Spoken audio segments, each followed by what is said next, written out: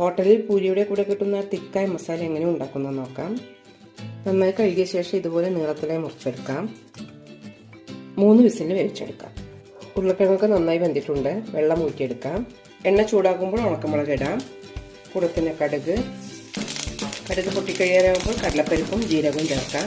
ജീരകം പൊട്ടിക്കഴിയുമ്പോൾ സവാള ചേർക്കാം.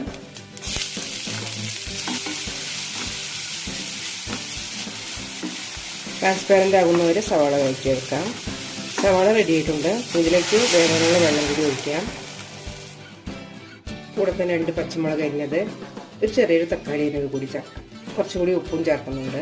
എല്ലാം നന്നായി മിക്സ് ചെയ്ത ശേഷം അടച്ചു വെച്ച് വേവിക്കാം. സവാളയും തക്കാളിയെല്ലാം നന്നായി വെന്തിട്ടുണ്ട്. ഇതിലേക്ക് 1 ടേബിൾ സ്പൂൺ കടലമാവ് വെള്ളത്തിൽ കലക്കി ഒഴിക്കാം. ഏകദേശം അരക്കപ്പ് വെള്ളത്തിലാണ് കലക്കിയിരിക്കുന്നത്. ഗ്രേവി നല്ല തിക്കായിട്ടുണ്ട്. കടലമാവിൻ്റെ പച്ചമുളകെല്ലാം പോയിട്ടുണ്ട്. ഇനി ഇതിലേക്ക് വേവിച്ച് വെച്ച ഉരുളക്കിഴങ്ങ് കൂടി ചേർക്കാം. വളരെ ടേസ്റ്റിയായ പൂരി മസാല റെഡി ആയിട്ടുണ്ട്.